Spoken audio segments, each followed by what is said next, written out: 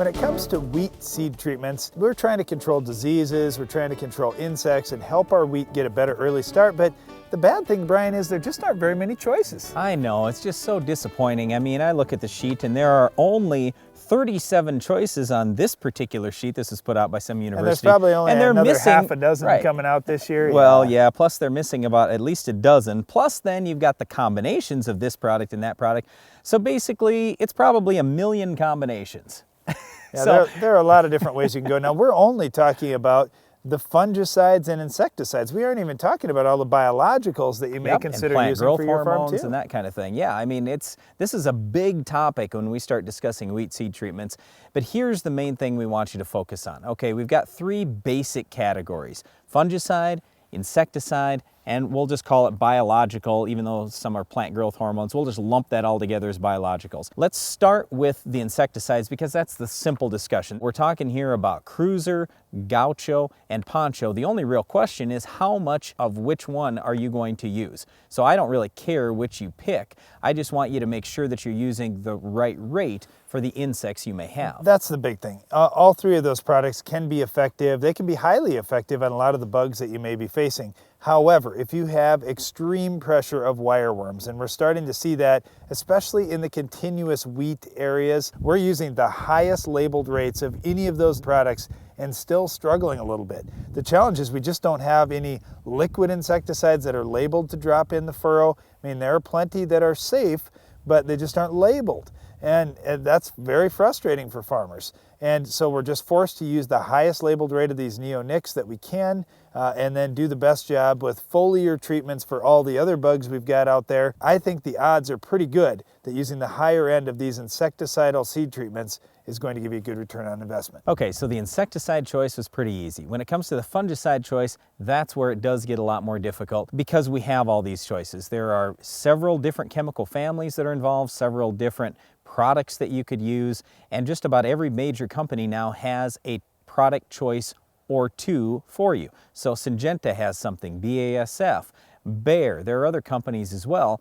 So it just kind of depends on what you want to do and what diseases your crop might be facing. But a lot of farmers now are going with two different fungicides out there just to try to prevent some disease resistance and also to give a much broader spectrum. It doesn't cost that much money to put fungicides on your wheat. You're probably looking at $2 to $5 an acre. It's no real big deal. The main difference that we see here is the treated acre versus the untreated acre. So what I'm trying to tell you is the politically correct answer here is, many of these seed treatment fungicide products are fairly similar.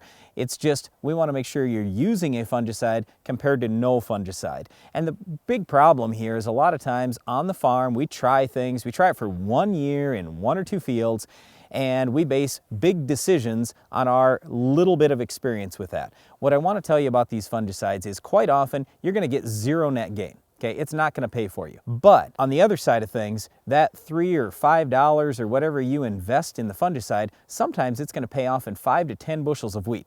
In other words, I'm just trying to tell you that you only need to hit 1 out of 5 years, maybe even 1 out of 10 years on this fungicide deal, and you've paid for all your fungicide every year. Because no one knows what diseases are going to show up in a given year. No one knows what kind of environmental conditions we're going to have. We just don't know. But we do know that we're seeing more diseases now thanks to less tillage and just the fact that in some cases we are gaining higher yields. So we just want you paying attention to which products I should use, but the main thing is just use something. And this isn't going to replace your foliar fungicides that we're going to be using. We're not protecting that way, but we do need to protect that root system. Well, it's not just the roots, it's the seed and the seedling. And so it can be, for the first couple of months even, you might gain some residual, but for sure a month after that crop has emerged, you're still getting a little bit of activity out of that good fungicide seed treatment. What I was getting at, Brian, is when you think about a wheat plant, everybody likes to focus on, how tall is that wheat going to be? Is it going to be waist high? Is it going to be, knee high, thigh high? Where are we at with the wheat? There's all kinds of plant growth above ground. There's there's almost that same amount of plant growth below the ground too that we're trying to protect. Well, let's talk now about the last category, which is the biological products. The foo-foo dust, right? We're talking foo-foo dust now. That's how our dad always used to look at this, because he said, you know, I don't know if the science is good enough, and he was probably right back in the 80s that the science probably wasn't that good, that we didn't have a lot of good choices out there. The science is much different today, and we do have some decent choices. Yeah, but let's put it this way. When you start thinking about this category of biological products that, oh, it can't really be real, do you really think that all these big companies like Syngenta and Monsanto and BASF would invest billions of dollars buying all the biological companies they have over the last 2 or 3 years if it didn't pay, if there wasn't some science to it, if they didn't have some hope there that this was going to be something that was really good for the farmer and something that was going to make them money and make the farmer money? I mean, I just look at this and say, yeah, not every biological product is going to work, but at least try some stuff in your farm. I'll tell you, on our farm, in our wheat, we use Quick Roots every time because we've shown that it pays.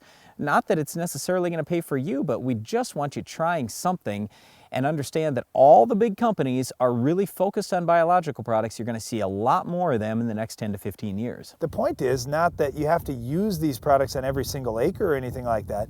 We just want you to keep your eyes open, try a few things out on your own farm, work with your neighbors or friends. Okay, you try this and I'll try this, and we'll kind of compare and see if either of us got any gain, and take a look at the plants throughout the season. It's just a great opportunity to learn, because it doesn't cost much to use seed treatments or different at planting time treatments in wheat.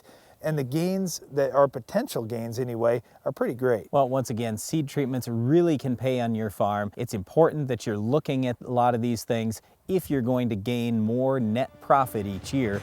But another very important thing for you on the farm is getting great weed control. We'll tell you how to stop this tough weed coming up later in the show.